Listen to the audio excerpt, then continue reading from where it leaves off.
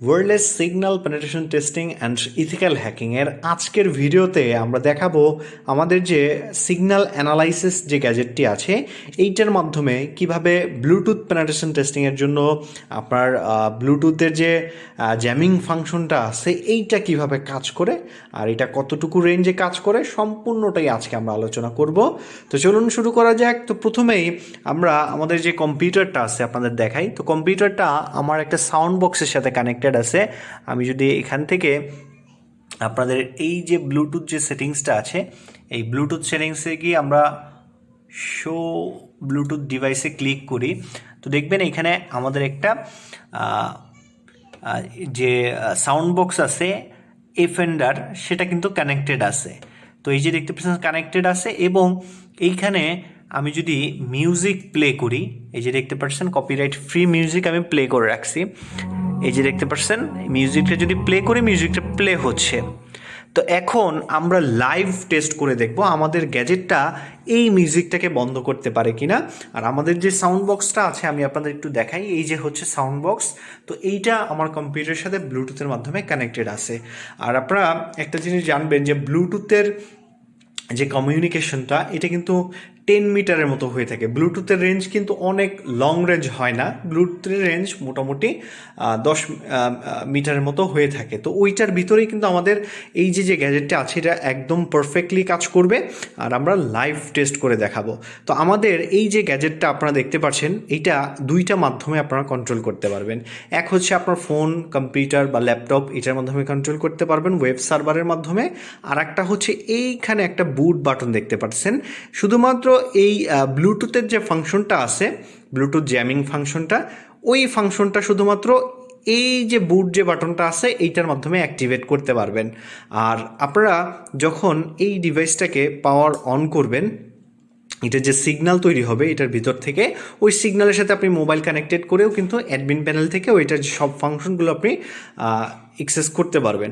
আর আপনি যদি চান যে এটার যে ওয়েব সার্ভারটা আছে ওইটা না ইউজ করেই আপনি এটাকে ব্যবহার করবেন, সেক্ষেত্রে আপনারা এই যে বুট বাটনটা আছে এটা প্রেস করলে এটা অ্যাক্টিভেট হয়ে যাবে।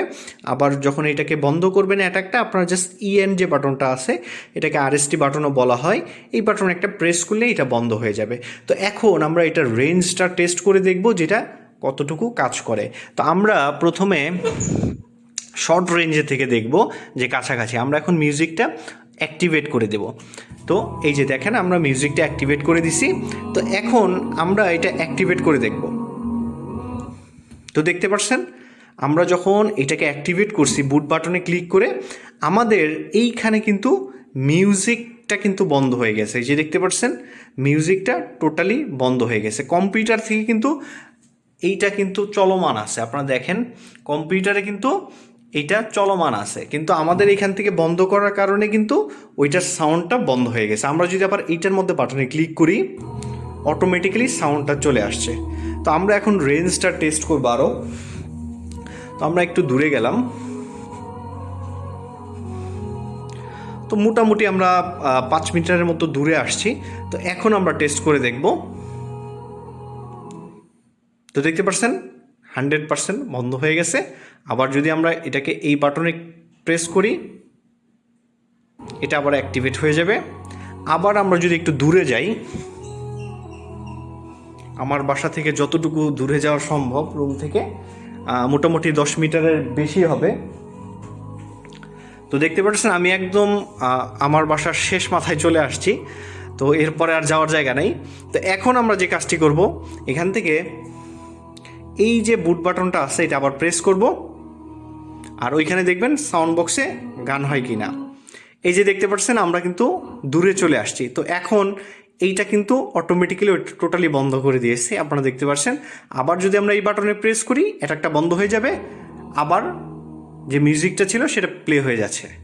আবার যদি আমরা এখান থেকে এটাকে প্রেস করি দেখেন অটোমেটিক্যালি মিউজিকটা কিন্তু এখান থেকে বন্ধ হয়ে গেছে। আবার যদি আমরা এটা ছেড়ে দিই তো দেখতে পাচ্ছেন মিউজিকটা কিন্তু আবার পুনরায় চলে গেছে। তো এভাবেই আপনারা চাইলে এটার মাধ্যমে পেনিট্রেশন টেস্টিংগুলো করতে পারবেন। আমরা আরেকটু কাছে যাই। তো দেখেন অ্যাক্টিভেট করলাম সিগন্যালটা, যদি আপনি মুভমেন্ট করেন তখন দেখবেন যে সিগন্যালটা কিন্তু কেটে কেটে যাবে। তো এখন আমরা আবার এখানে আসলাম, আবার আমরা এটা অ্যাক্টিভেট করে দিলাম।